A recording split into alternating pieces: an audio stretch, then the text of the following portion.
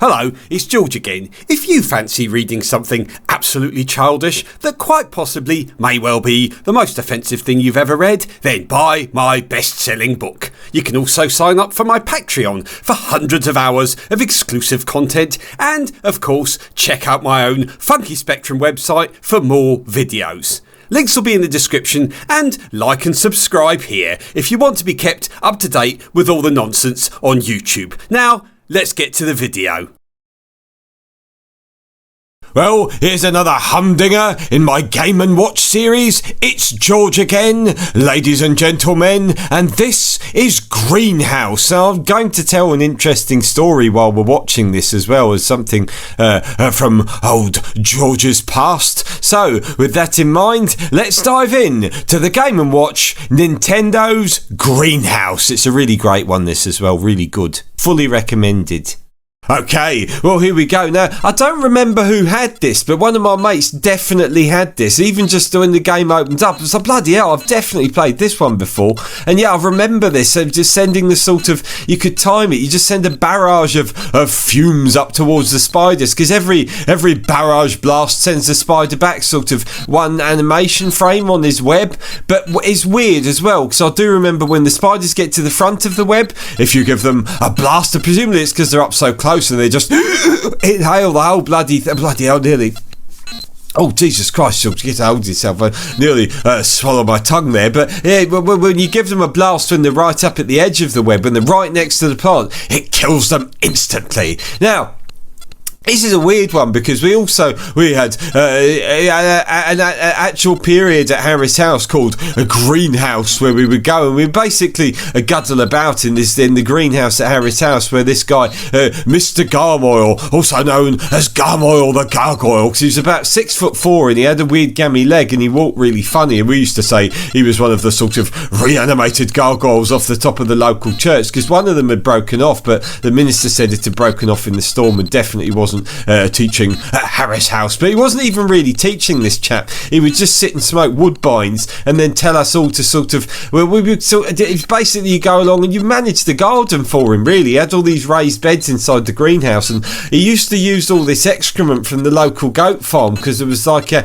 outer city sort of goat farm, inner city, outer city, you know, when they have those sort of things for children to go to, and they can sort of grab hold of the animals' horns and pull them into the fences and stuff like that, feed them peanuts. Yeah, we used to go to one of them, and we saw Garmoyle there, and he actually had massive sort of, oh bloody hell, stop wittering away, George, you've let one of the plants die. That would have been a guaranteed slippering from Garmoyle if that had happened. But yeah, we used to see him there picking up the massive big bin bags full of dung from the goats, and then he would put them in these plants. Then obviously it would go, they were constantly wet, it was constantly damp in there, so they'd always be sitting in this sort of dung solution. It fucking stank. But anyway, it got really bad, and sometimes like white mould and these weird insects, I suppose like maggoty sort of things around the base of the plants, worms anyway, and he used to tell us all to clean them off, so we had to take them out and put them in these big industrial sinks and brush the bottoms of them with toothbrushes, and all the time he would just be absolutely sitting there. But he used to get loads of this stuff from the inner city farm. He's just constantly having it, and it stank in the corner as well, because he would just keep it there, and he said the more it sweats the better it gets, which I'm not sure was actually strictly true, but we saw him one time, he was picking stuff up from there. My mum was really sort of polite to him and really kind of friendly. She seemed really pleased to see him, but I don't think she'd ever met him before. But then me and my dad went over to see Billy, which was this massive goat that was there. That was where the horse bit me as well, for the people who remember about that horse that bit me and gave me a black bruise on my shoulder. I mentioned it in another video. That was where that had taken place, and we stayed right away from that, from Dobbin the total arsehole. But yeah, we went over to see the imaginatively named Billy, and I just sort of was looking around and wondering where Mum was, because she said she was going to get me a whistle pop, and I used to really like blowing a whistle pop when I was at the inner city farm, because it sent the animals absolutely mental, especially the horses. But yeah, I looked over and was looking around. I couldn't see her anywhere, and I saw her with her, and she had a bloody hand on Garmoyle's shoulder. She was miles away. It was really weird. She sort of laughing and playing with her hair and stuff like that. I don't really know what that was about. He must have said something very, very funny, because my mum didn't really have a sense of humour. I never saw her laughing at anything with my dad, and my dad told some great jokes about farts and such like. But anyway, Yeah, we were back at the greenhouse, and he had these. After we cleaned out all of the plants, we got to put them back in order, and we sort of had to arrange them all by sort of order of grandiosity, as he used to call it. Grades of grandiosity, lads. Grades of grandiosity, he would say before taking a massive draw on his woodbine. But yeah, we had to arrange them all. And then it was weird one time as well. We got to the very top, top grade of grandiosity, because the higher ones sat on little plinths. They were just slightly higher in the raised beds, maybe like only 3 or 4 inches or something like that. But they were not sitting in the bilious water. I think this was his way of sort of. It was almost like some kind of psychological torture for the plants. If they could endure the bilious lower levels, they would get moved up gradients of grandiosity. But when they were at the top of that, he would often pick one up. Like maybe once every month or something like that. We did like 4 periods with him a month. It wasn't very much, but it was a double period. But he would sometimes pick one up and say, you can take one of these home to your mother, Carol, George. She's a lovely woman. And Thomas would always be laughing and said, Garmall's beef to your mum, George. I said, he fucking has not. If you say it again, I will give you the massive Chinese burn. You'll never fucking forget.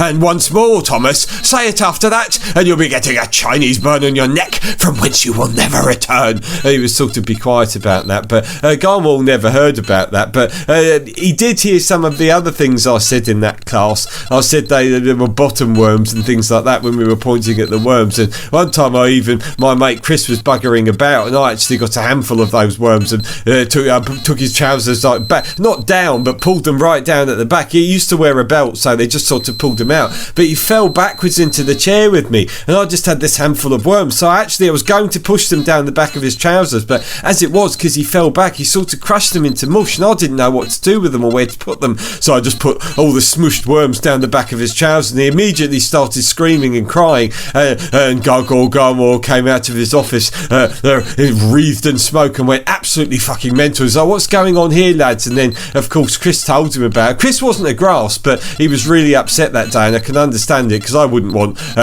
crushed worm bits so in close proximity to my own anus. But he was a bit annoyed, so he did tell on me at that point, and I think I did earn it. I think I maybe even looked at him and said, good job, Chris, I deserved that. But anyway, me and Thomas was laughing his head off. Thomas got detention along with me. So Garmoyle had this bizarre collection of plants where they were really weird things. He had Venus flytraps and all other sorts of plants, but they were up on the top shelf, and us lads weren't allowed to get at them because Garmoyle was pretty tall. But he put us in detention, and he sort of disappeared out. And Thomas had a can of Coke in his satchel, and he just said, I'm going to take revenge on Garmoyle.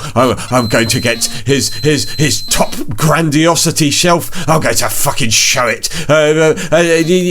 He got this sort of little elevated stool kind of thing. It was like a sort of 2-rung ladder, like flat ladder that was on the ground. But yeah, he got that, and he actually got to one of these plants. So I just said, give it here, Thomas. He was sort of teetering on it, and he couldn't really pour the Coke into the plant as it was. So what he did was he basically handed me back the Coke, and then turned around on the sort of ladder, and then held the plant down to me while I glugged the can of Coke's full contents liberally into it. And what would happen? Of course, Garmoyle would come charging back through the door at the time, and he just let out this, no! It's a sort of almost, it was pained. I actually almost felt bad for him when I heard it. It sounded like, I don't know, we'd pushed an icicle through his fucking heart or something like that. But anyway, he grabbed me and sort of pulled me. I went backwards in my chair, and he pretty much bodily threw Thomas off of the stairs, and he just said, Thomas, who put you up to this? It was Cropper, wasn't it? It was bloody Cropper, always making trouble for his mum, always making trouble for his family. You're a fucking albatross, Cropper, and I'm going to make sure you know it.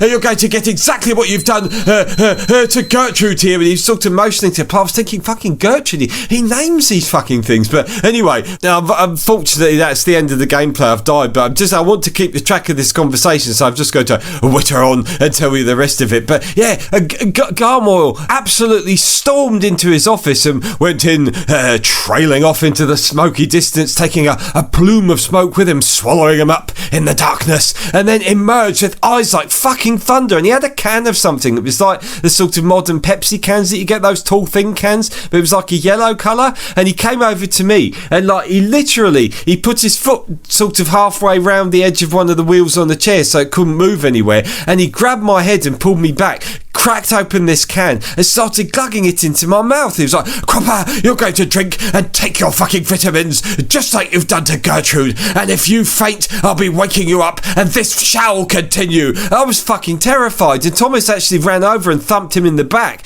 and he turned round and the fucking withering look he gave him made Thomas wilt like Gertrude was sort of visibly doing at the time, and he continued glugging this can down my throat. I was like, I can't breathe, Mr. Gov, I can't breathe. And he held my nose and continued to pour it down. I realised it was like some kind of bloody wine spritzer or something like that, and a Marks and Spencer's logo on it. It was absolutely fucking ridiculous. And afterwards I was crying. I didn't say, he just stormed back into his office, and I could hear him going like sort of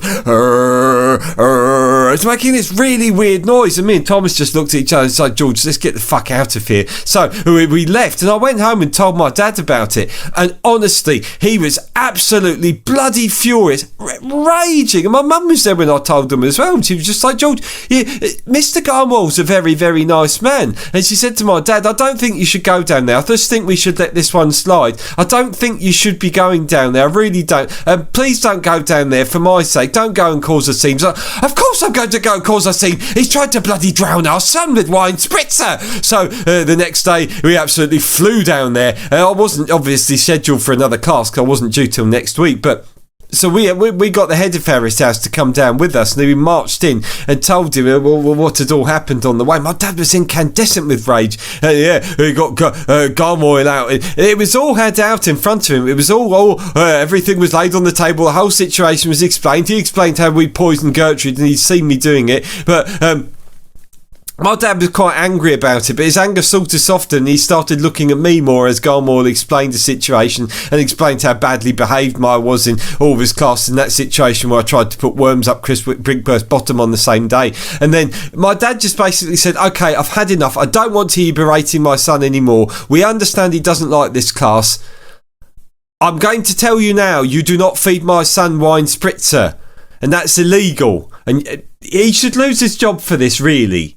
And he said that to the headmaster, who was just sort of, he wasn't nodding, but he was trying to take a dim view of it. I just piped up with, I told him that, Dad. He just wailed on me, shut up, George! But in the end, Mr. Garmoyle didn't get made to retire, but I didn't have to do any greenhouse anymore, which was good because, aside from the misbehaviour, it also made me wheeze. Okay, bye.